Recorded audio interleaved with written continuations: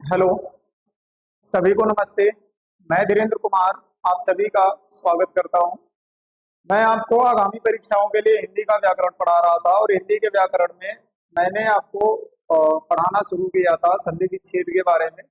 और संधि विच्छेद में हम लोगों ने अपने व्यंजन संधि को लेकर के बातें करी थी और एक नियम को देखा था। आज हम लोग व्यंजन संधि के अन्य नियमों को देखेंगे और समझेंगे।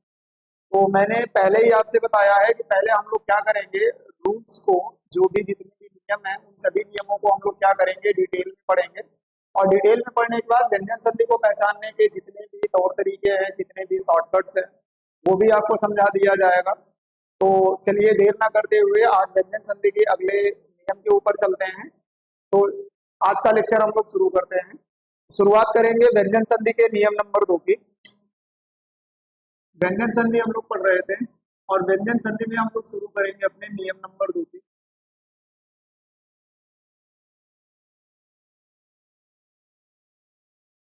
नियम नंबर 2 की।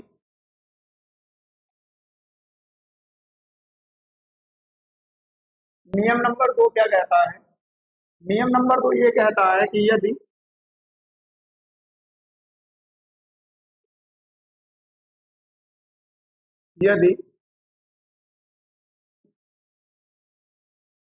किसी वर्ग के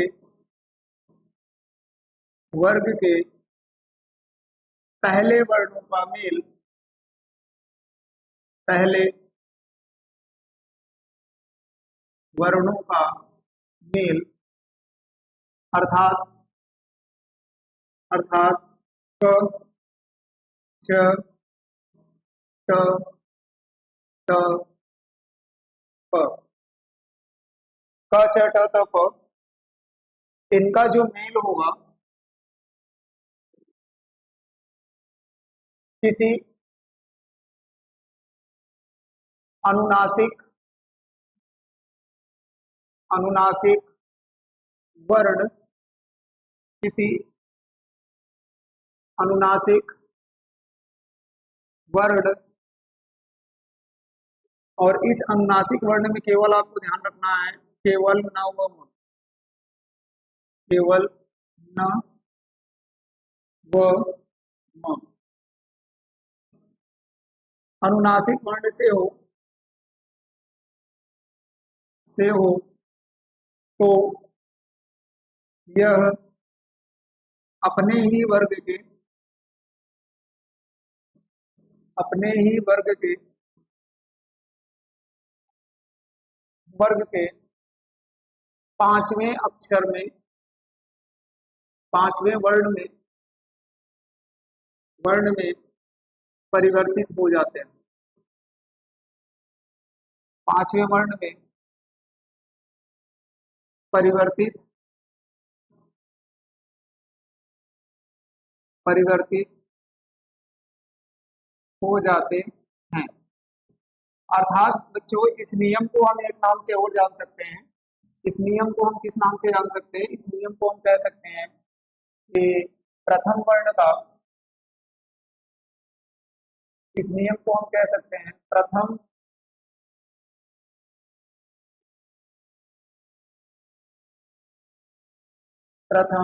वर्ण का पांचवें वर्ण में परिवर्तन, पांचवें वर्ण में परिवर्तन। तो मैंने आपसे क्या समझाया? मैंने आपको ये बताया कि यदि हमारे पास में किसी भी वर्ण का अगर पहला अक्षर है, जैसे क छ ट त प में से अगर कोई भी अक्षर है, यदि इनका मेल हमारा किसके साथ में हो जाए, वस्तुतः न से हो जाए और म से हो जाता है, तो ये अपने ही वर्ग के पांचवें अक्षर में क्या होते हैं, परिवर्तित हो जाते हैं। जैसे जैसे देखिए, जैसे अगर मैं बात करूं तो ये जो हमारा क है, क हमारा परिवर्तित हो जाएगा,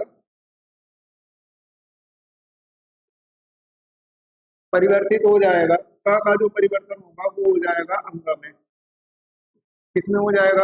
अंग में। च जो हमारा है ये परिवर्तित हो जाएगा परिवर्तित हो जाएगा। यहाँ में ट जो है ये हमारा परिवर्तित हो जाएगा, परिवर्तित हो जाएगा अणु में। और ट जो हमारा है ये परिवर्तित हो जाएगा, ये परिवर्तित हो जाएगा न। क्या हो जाएगा? न में परिवर्तित हो जाएगा। तो मैंने आपसे यही बताया कि यदि हम क्या करेंगे, यदि हम क्या करेंगे, अगर किसी वर्ग के पहले वर्ण का मेल अगर हम अनुनासिक वर्णों के साथ में करा रहे हैं, केवल हम किसको ध्यान में रखेंगे, न और म के साथ में, तो ये जो वर्ग हमारे हैं, पहले वर्ग, पहला जो वर्ग हमने लेकर के रखा हुआ है, इन वर्गों का जो पांचवा अक्षर होगा ये उसमें क्या होते हैं? परिवर्तित हो जाते हैं। जैसे मैंने बताया क का क्या वो बन जाता है अंग, च का बन जाता है इय, ट का बन जाता है अड़ और त का बन जाता है न। ठीक है, तो आशा करते हैं ये चीजें समझ में आई हैं। चलिए उदाहरण की ओर बढ़ते हैं और बातों को शुरू करते हैं अपने। जैसे पहला उदाहरण हमने लिया, पहला उदाहरण हमने लिया उदाहरण नंबर 1 मैंने लिया वाक, अ, वाक धन मैं, वाक धन मैं। अब यहाँ पर देखेंगे तो जो हमारा पहला वर्ण आ रहा है वो क्या आ रहा है? पहले वाले शब्द का जो अंतिम वर्ण है वो हमारा क्या निकल करके आ रहा है? पहला वर्ग। अब इस पहले वर्ग का जो हमें परिवर्तन करना है वो किसमें करना है? न में करना है। देखिए क्या बन जाएगा, यह हमारा क्या बना लेगा, यह हमारा आधा क आया, यहाँ पर म आया, और ये परिवर्तित होकर के क्या बना लेगा? परिवर्तित होकर के क्या बना लेगा? अंग। क्या बना लेगा ये? अंग। तो इससे जो शब्द का निर्माण होगा वो हमारा शब्द कौन सा बनेगा? वो हमारा शब्द बनेगा वांगमय, वांगमय।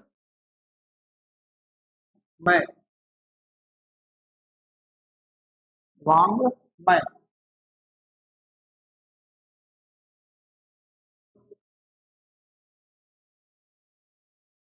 इसका क्या बन जाएगा? वांगमय बन जाएगा। ठीक है,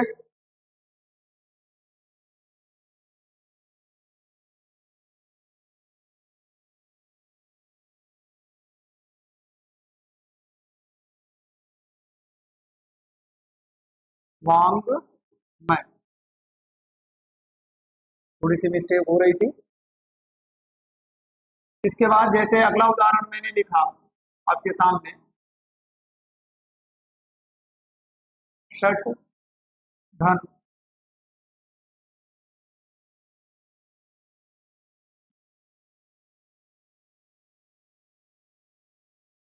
षट धन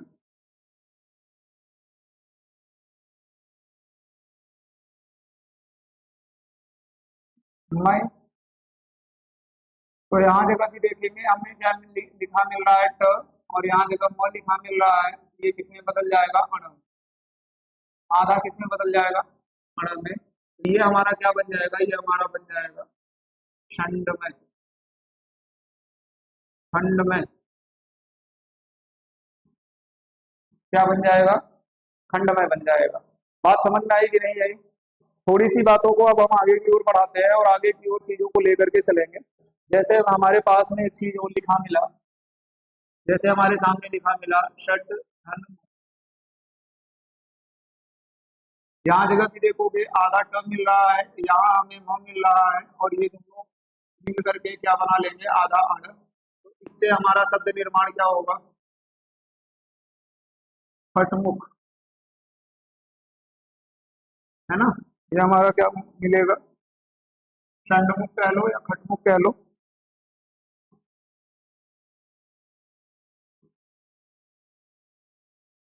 ये हमें मिलेगा। आगे की और चीजों को बढ़ाते हैं। जैसे हमें मिला, देखिए जैसे हमें, और अगर हम लोग उदाहरण की ओर बढ़े तो और उदाहरणों की चर्चा है।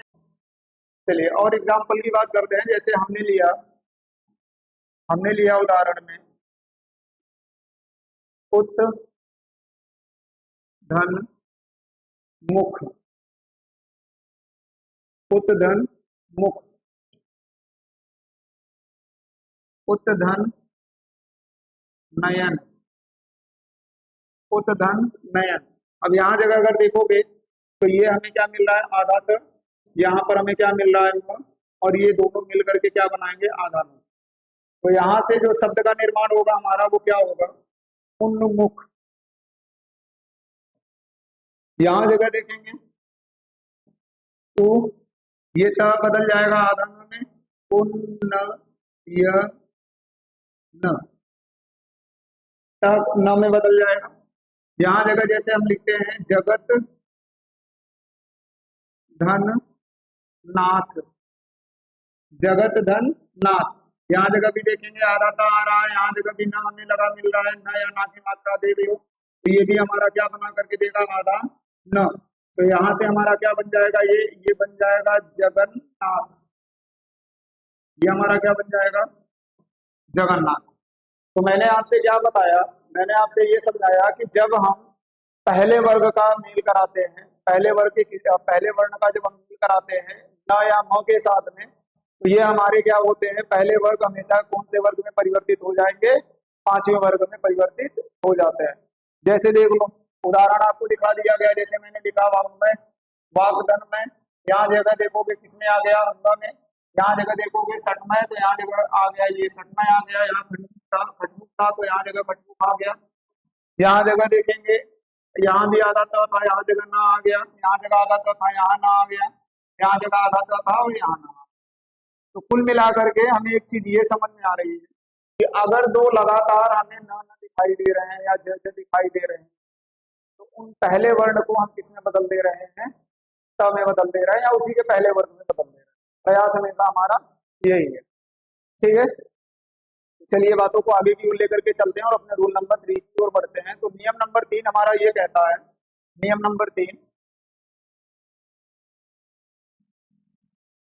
नियम नंबर 3, नियम नंबर 3 हमारा कहता है, ये हमारा जो नियम है ये है छह संबंधी नियम।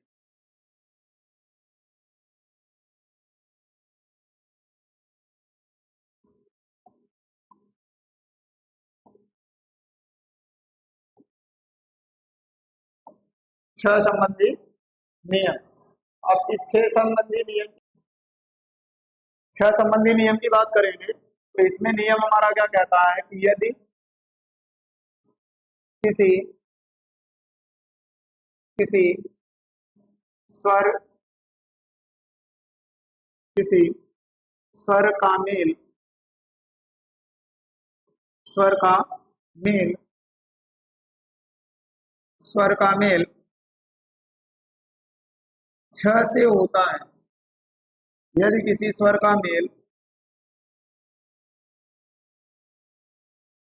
छह से होता है तो छह के पहले, छह के पहले,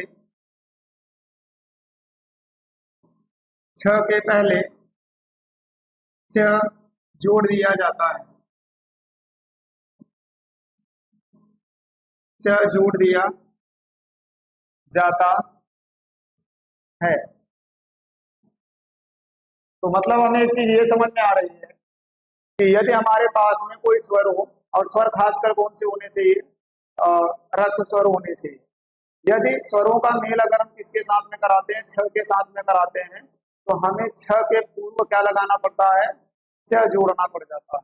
तो इसका ध्यान रखिएगा। चलिए बात करते हैं आगे। यहाँ देखा मैं स्वर का मेल, ये जो स्वर है हमारा ये कौन सा होना चाहिए, मैं वो भी लिख देता हूँ, रस स्वर होने चाहिए, ठीक है। तो जैसे मैंने लिखा,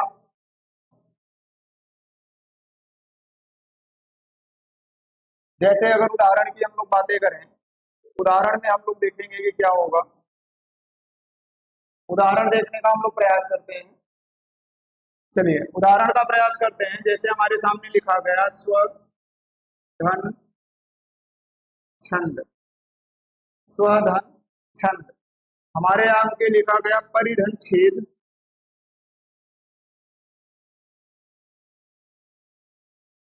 परिधन छेद, और देखना चाहो तो अनुधन छेद, और आगे अगर बात करें हम तो अनुधन छेद। तो यहाँ जगह देखो, यहाँ जगह भी हमारा ह्रस्व स्वर आया है कोई, ये ह्रस्व स्वर है और इसका मेल हो जा रहा है छ के साथ में। तो मैंने आपसे क्या बताया, इस छ के पहले हम लोग क्या जोड़ देंगे, आधा छ जोड़ देंगे। तो ये हमारा शब्द क्या बना करके देगा बच्चों, ये हमारा बना करके देगा स्व आधा छ, फिर छ में जो की मात्रा, ये मिलेगा हमें स्वच्छंद। सेम तरीका यहाँ जगह देखेंगे, र में छोटी की मात्रा है यानी ह्रस्व स्वर यहाँ भी आया है और यहाँ जगह छ आया है, और दोनों मिल करके छ के पहले आधा छ लगा देंगे। तो ये हमारा क्या बना करके दे देगा, परिच्छेद, परिच्छेद। और यहाँ जगह देखेंगे, यहाँ जगह भी हमारा ह्रस्व स्वर आया है और ह्रस्व के बाद हमारा क्या आया है, छ से छाता आया है, और ये दोनों मिला करके हमें क्या दे देंगे, आधा छ और छ। तो ये दोनों मिल करके हमें क्या बना करके दे देंगे, अनुच्छेद, अनुच्छेद।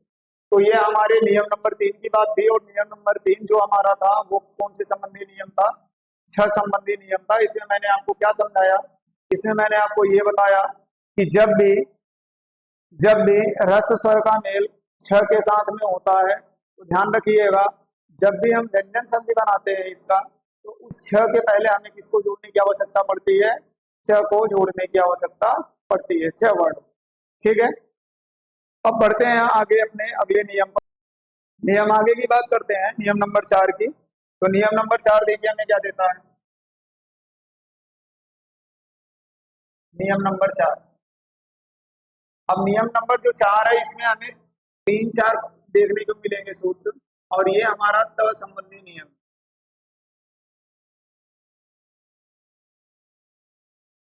त संबंधी नियम। ठीक, त संबंधी नियम में ये नियम नंबर पहला है। नियम नंबर पहला क्या कहता है, यदि, नियम नंबर पहला कहता है यदि त के बाद,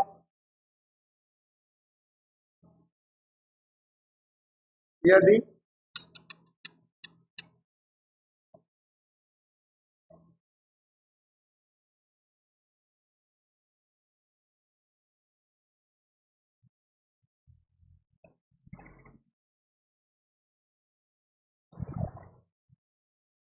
यदि त के बाद च या छ हो तो, यदि त के बाद च या छ हो तो,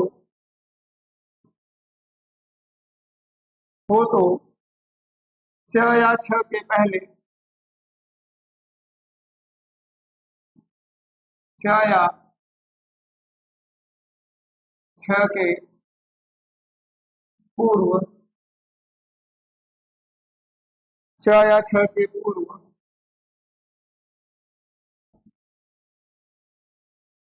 च का प्रयोग, च का प्रयोग करते हैं।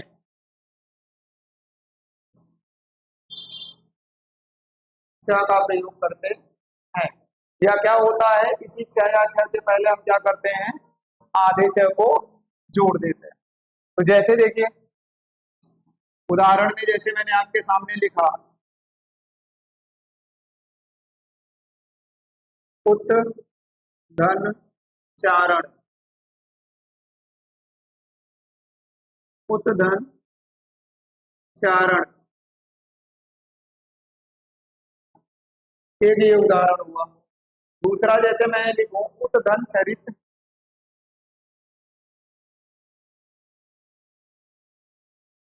उत धन चरित। अब जरा देखिए यहाँ पर आपको त लिखा मिला, यहाँ पर आपको च लिखा मिला, और दोनों मिला करके यहाँ जगह क्या होगा, च के पहले हम आधा च का यूज कर देंगे, यानी ये हमें जो संधि बना करके देगा वो क्या बना करके देगा बच्चों, वो बना करके देगा उच्चारण का। यहाँ जगह देखेंगे ये उपधन क्या लिखा हुआ है, चरित, तो यहाँ जगह क्या हो जाएगा, ये त के इस च के पहले आधा च आ जाएगा, तो क्या हो जाएगा, उच्चरित, ये मिल जाएगा।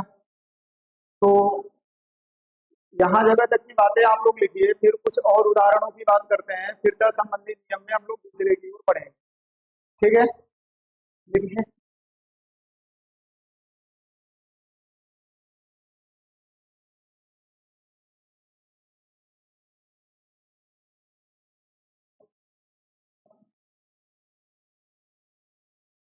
जैसे अगर और उदाहरण देखना चाहें,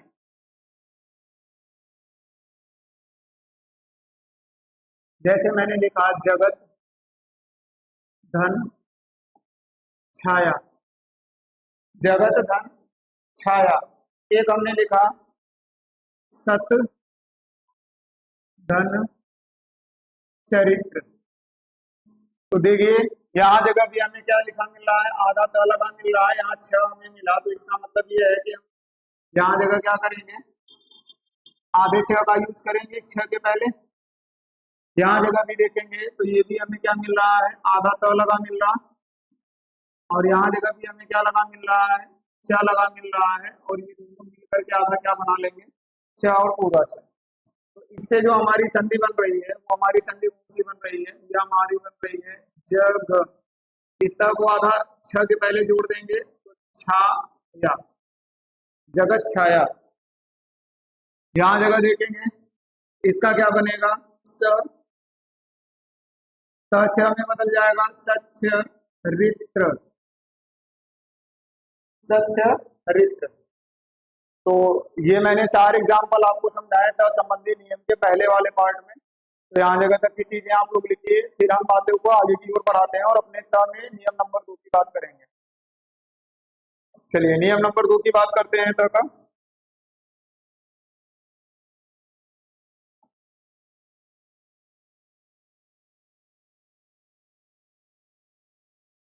नियम नंबर 2 रोमन में लेकर के चल रहे थे। तो नियम नंबर 2 था संबंधी नियम में, इसमें क्या है बच्चों, इसमें त के बाद यदि जज हो, यदि यदि त का मेल,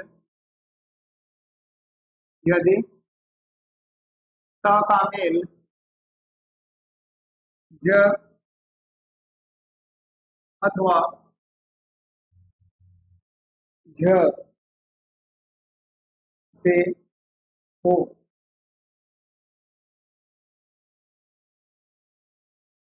मतलब मैंने क्या बताया कि यदि त का मेल हमारा किससे हो जाए बच्चों, ज या झ से हो जाए, तो त को हम करेंगे ज में बदल देंगे। तो तो त को त को ज में बदल देते हैं, ज में बदल देते हैं। तो मैंने आपको ये समझाया कि यदि त का मेल हम लोग किसके साथ में करते हैं, ज या झ के साथ में कराते हैं, तो ये त हमारा किस में बदल जाता है, आधे ज में परिवर्तित हो जाता है। जैसे देखो, जैसे अगर उदाहरण की बात करें, उदाहरण में जैसे मैंने लिखा,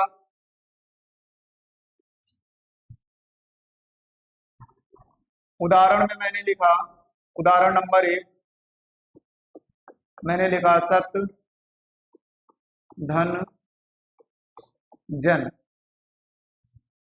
सत धन जन। और जैसे मैंने लिखा जगत धन जननी, उदाहरण नंबर अगला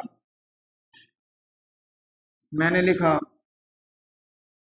जगत धन जननी। तो पहले इन दोनों को देख लेते हैं। यहाँ पर हमें आधा त लगा मिल रहा, यहाँ पर ज लगा मिल रहा, और ये दोनों मिलकर के क्या बना देंगे भाई, ये दोनों मिलकर के बना देंगे आधा ज। तो इससे क्या संधि हमारी बनेगी, इससे संधि हमारी बनेगी स, इस आधे त को हटाएंगे, आधा ज लगाएंगे, और ये पूरा वाला जा आएगा तो ये एक्चुअल में क्या बन जाएगा बच्चों, सज्जन।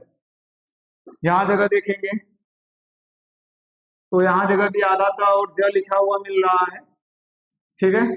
तो यहाँ जगह ये क्या बन जाएगा, जगत जननी, जगत जननी। ये आधा तक इसमें बदल जाएगा, आधा ज में, यहाँ चेक कर लीजिए, ये आधा तो हमारा बदल गया आधा ज में, और ये ज आपका पूरा है, जगत जननी।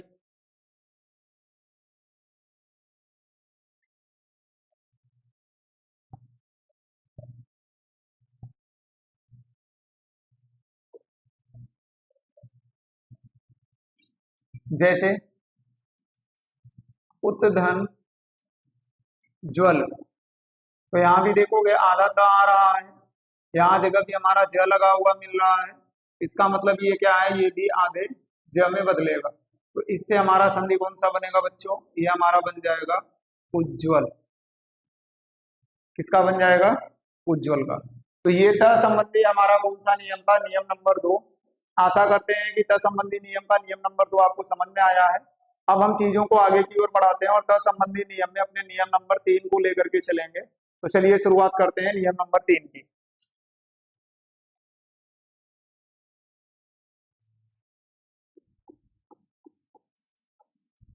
तो नियम नंबर 3 की बात हम लोग करेंगे। मैं इस चीज को थोड़ा रोमन में लेकर के चल रहा हूँ, उसी भाषा में ले लेता हूँ। नियम नंबर किसकी, 3 की। अब नियम नंबर 3 की अगर बात करें तो यदि ट या ड हो तो, यानी त का मेल अगर हम किसके साथ में करा देते हैं, ट या ड के साथ में करा देते हैं, तो ये क्रमशः ट और ड में बदल जाते हैं। यदि, पेन का कलर चेंज कर लेता हूं,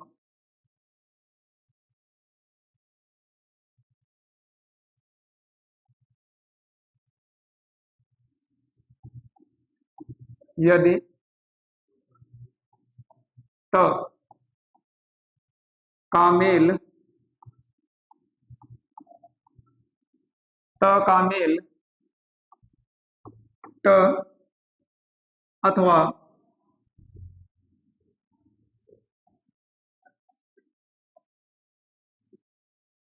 अथवा ड, त अथवा ड के साथ हो तो, के साथ हो तो यह यानी ये हमारा जो त है, यह यह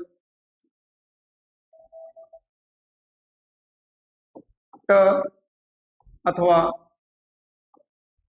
अथवा ड में बदल जाता है, त अथवा ड में बदल जाता है। तो देखिए मैंने आपको एक चीज लिखाया कि यदि हमारा नियम नंबर 3 त का कहता है कि यदि हमारे त का मेल किससे हो जाए, ट से हो जाए या ड से हो जाए, तो ये किस में बदल जाते हैं, त के नीचे हलंत में और ड के नीचे हलंत में और ट के नीचे हलंत में ये परिवर्तित हो जाते हैं। जैसे देखिए, जैसे हमने एक उदाहरण लिया, उदाहरण नंबर 1 की अगर मैं बात करूं, जैसे हमने लिया तत्,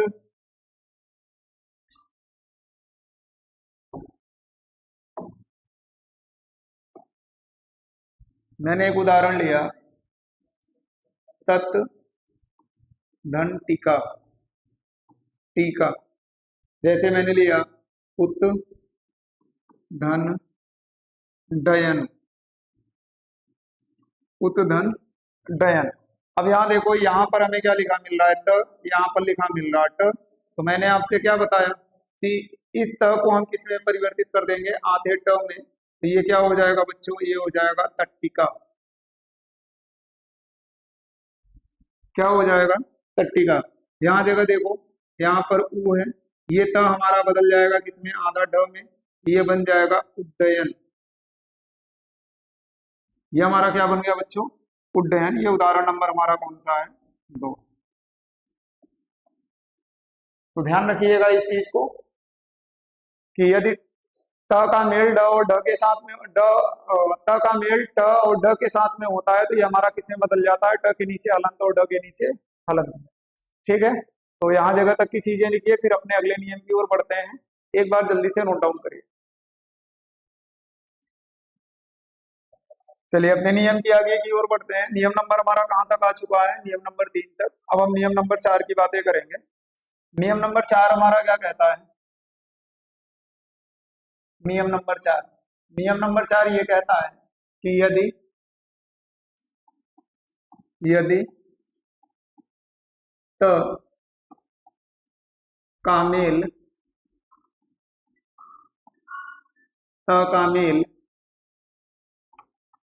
ल से हो तो यह मतलब कौन, त, यह ल में परिवर्तित हो जाता है, ल में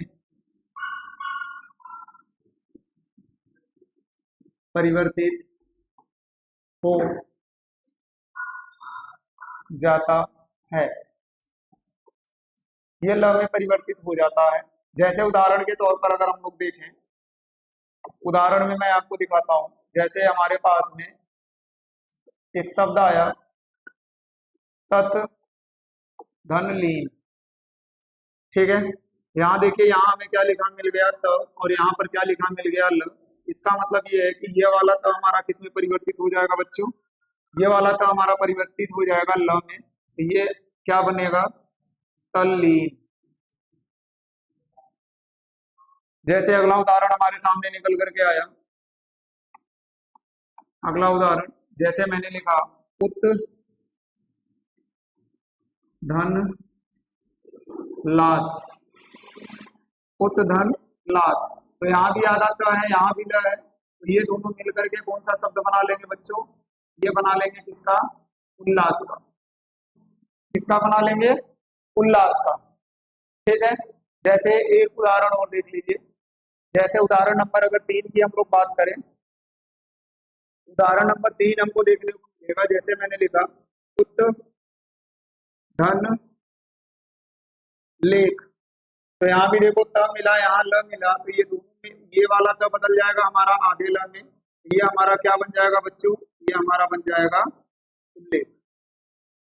ठीक है, तो हम लोग त संबंधी नियम पढ़ रहे हैं, और त संबंधी नियम में अभी हमने आपको आपके 4 नियमों को समझाया। जिसमें पहला नियम हमारा ये था कि अगर हम क्या करते हैं बच्चों, अगर हम त के बाद हमको लिखा मिलता है च या छ, तो मैंने बताया था उस त को हम किस में परिवर्तित कर देते हैं, आधे छ में परिवर्तित कर देते हैं।